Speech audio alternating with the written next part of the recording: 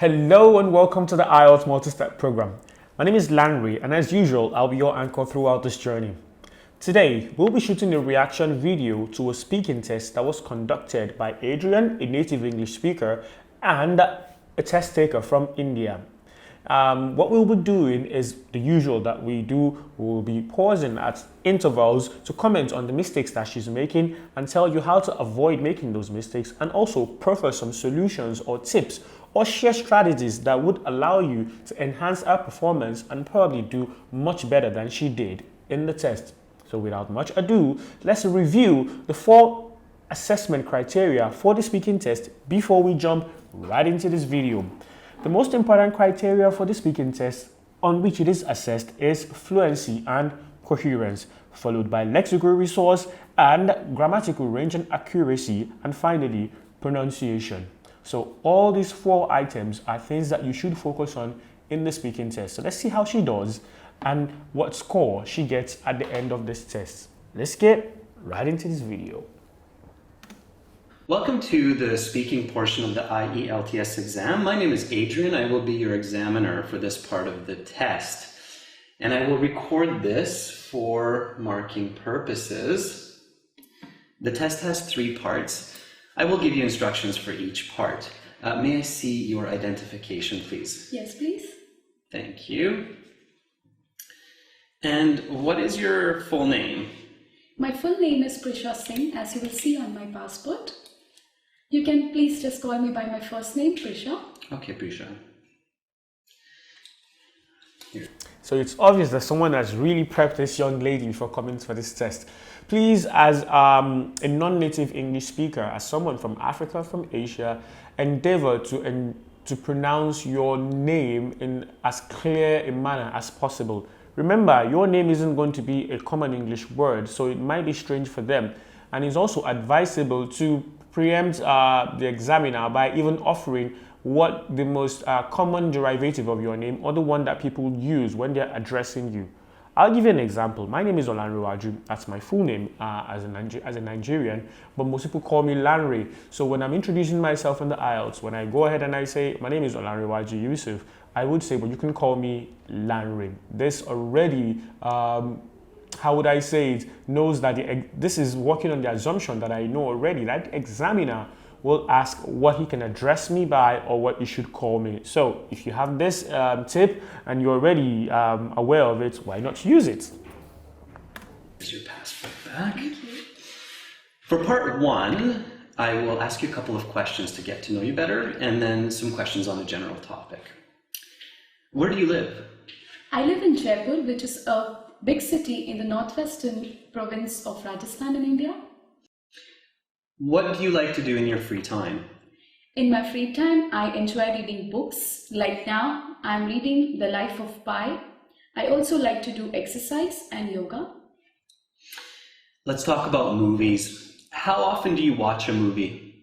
I frequently watch movies, especially with my husband during weekends. I frequently watch movies. So that has already given a time frame to how she watches movies. I've seen people ask this question and they miss the time element in that response. Please, as much as possible, do not miss it.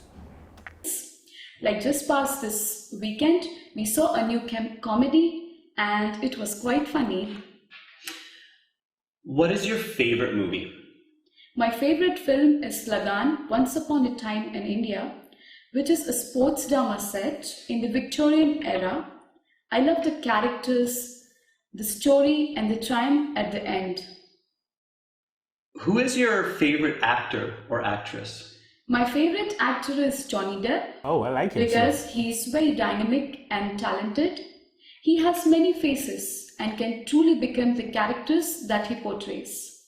Nice. She has really solid vocabulary. Portrays, truly become the characters. She has really solid vocabulary. I see her doing quite well above band 7 or 7.5. But let's see how this goes. Where do you enjoy watching movies? I enjoy watching movies in the theater the most.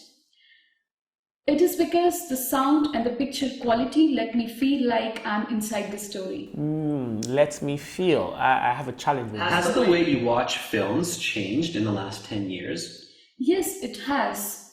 A decade ago, we couldn't watch movies in 3D, nor we could watch movies streamed through internet.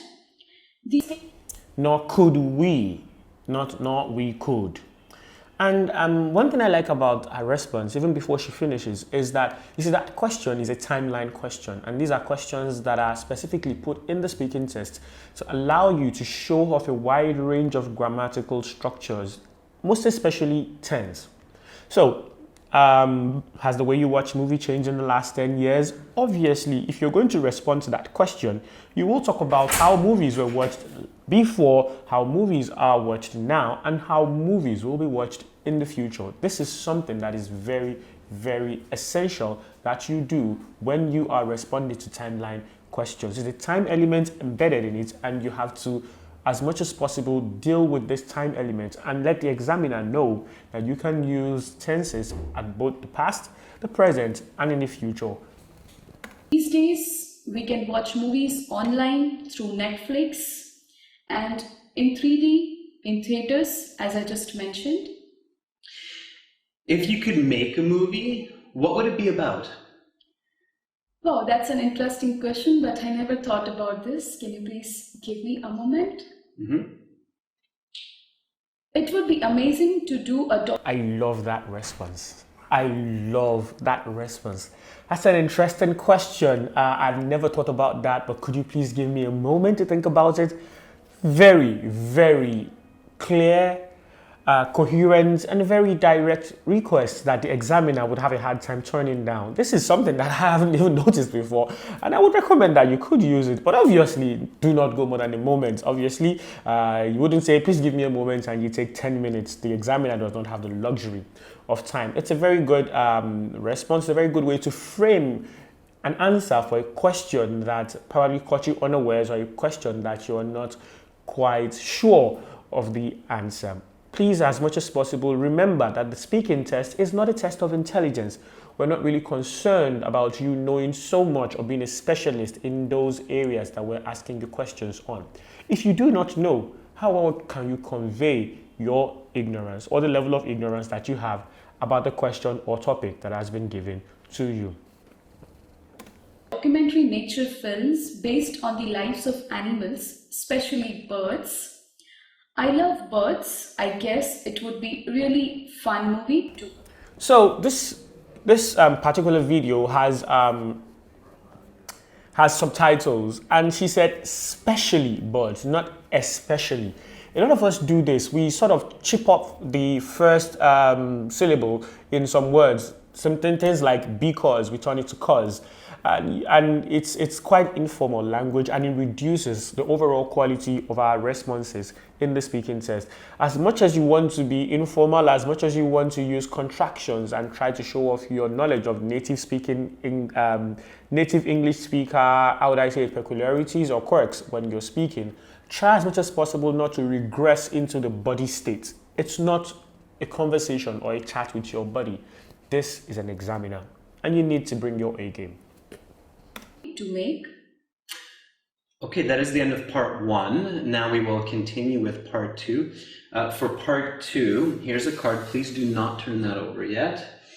Here is some note paper and a pencil. Okay. You will have 1 minute to look at the questions on the card, and then you will have 2 minutes to speak. You may take notes in the 1 minute if you wish. Are you ready? Yeah, sure. Okay, then your 1 minute preparation time begins now. Please go ahead and turn over the card. Okay. Talk about the perfect house for you to live. You should say, where is this house? What it looks like? What do you need or buy? What do you need to buy or build this home? And why do you think this is the perfect home for you? That's our question. Let's see how she responds. We're supposed to pause the video for 1 minute. Okay, Prisha, your 1 minute preparation time is up. Please begin speaking. If I could buy or build the perfect home, it would be in Vaishalinagar area of Jaipur, which is the best neighborhoods in the city. Best There are neighborhoods. very good education, entertainment and health centers in this area. The streets are clean and people are very friendly. Also, in fact, one of my cousins lives there. so I know the area very well. I would move into a two-story villa with 5 bedrooms and 3 bathrooms. Very specific. In this way, I would have enough space for my family and visitors. The villa will have a big garden with lots of beautiful flowers, a pond and a swimming pool. I like to swim, and it would be really great to calm down after a tough day of work. The kitchen will be a modern one. I enjoy cooking, and this would make it really more enjoyable. The villa will also have a games room, which can be set up with a home theater. I'm sure many of my family members would really like this. It would be also great for me and my husband to watch movies together. Of course, the house will also have a lot of good decoration and beautiful furniture with lots of colors. In order to build this dream home, I would need a property to buy or build on, and a lot of money too. Obviously, you would need money. In order to build this home, it would not only be expensive to construct, but also to maintain. It will not only be expensive to construct, but also expensive to maintain. She said it would not only be expensive. So these are minor errors that probably came up from her trying to rush through our words. Okay, your 2 minutes is up. Prisha, I'm going to stop you there. And please pass back the note paper, the pencil. Okay. Thank you. And the card as well. Thank you. And now we will continue with part 3. For part 3, I will ask you some more questions related to the topic of part 2. Let's talk about the home. What are the most important points to consider when buying a new home? I think it's very important to consider and think about the location and materials when purchasing a new house. Why are these important? These are very crucial because the location need to be situated close, because we need to save commute time for school and work. Commute time, Also, that's the good materials vocabulary. need to be good, so there aren't any expensive repairs like replacing the roof or windows. What factors determine the cost of a house or apartment? I think location is a very big factor. Like Vaishalinagar is a very expensive part of the city. Also the material and size of the house. Which one has the most impact? I think location has the most effect on price. People these days spend on property more than their actual house. Very good, very good. That's a very good comparison. How have people's house preferences changed compared to one generation before? Timeline That's question. an interesting question. Yes, it has changed a lot. People these days have moved into smaller flats that are high quality. Why is this? Since people spend more time with their computers and don't like to clean their house as much as they used to. People prefer smaller dwellings. I disagree, as they but are easy it's to an keep IELTS. them clean. Also, space has become There are no very right expensive. or wrong answers, just your answer. Let's talk about modern buildings. What kinds of materials are popular to use in the construction of new buildings these days? These days, materials like steel, glass, and concrete are very common building materials used for higher buildings like high-rises or skyscrapers. What are the reasons for this? The logic behind using these materials is durability and strength. True. Also, it is very good that we can create higher buildings like Burj Khalifa, which should last for many decades, if not centuries. How has technology been used in modern construction to make buildings more comfortable and safer for residents? There have been new materials developed, glass material, which don't break and reflect heat. They are actually very good for the apartments to keep them clean and safe. What else may be used in the future? I guess there will be newer materials and innovations which would make the homes even more resilient from the natural disasters. From natural disasters, there was no need for that article D there. She has quite a very good vocabulary range. She's been throwing out some words that are quite specific. I would suspect that she probably works in the construction industry. This is something that would probably, I would say, luck also could help here. So if you get a question that aligns with whatever area that you're a specialist in, obviously you would go ahead and sound like, how would I say, an award-winning communicator if you get that. That is the end of part 3. That concludes the speaking portion of your IELTS exam. You will have your band score in about 2 weeks' time with the other sections. Have a great rest of your day, Prisha, and remember to take your passport with you. Yeah, thank you so much. Okay, thank you. Bye-bye. So I would predict that she should probably land at a band 8 or 7.5. And why is this? I would read out the band descriptors for band 8 and band 7.5 just to give us an idea of where she stands and why she's there. So I would read the band 8 first. And I think I'll just read the band 8 only because we're still going to watch him review this particular video and give feedback on it, which can be done personally, but we will stop here. So I would read out the band 8 descriptor. It says, for fluency and coherence, band 8 speaks fluently with only occasional repetition or self-correction. Hesitation is usually content related and only rarely to search for language. Develops topics coherently and appropriately, and you would see that most of the times that she hesitated, it was mainly because she was trying to find details or facts about the questions that were asked, content related details, not grammar related or vocabulary related details. For lexical resource, band 8, the description is uses a wide vocabulary resource readily and flexibly to convey precise meaning. Uses less common and idiomatic vocabulary skillfully with occasional inaccuracies. Uses paraphrase effectively as required. All these are very, very evident in the way she speaks and in her responses. For grammar, range and accuracy, it says uses a wide range of structures flexibly, produces a majority of error-free sentences with only very occasional inappropriacies or basic non-systematic errors. Very true also. And finally, for pronunciation, it says uses a wide range of pronunciation features and sustains flexible user features with only occasional lapses.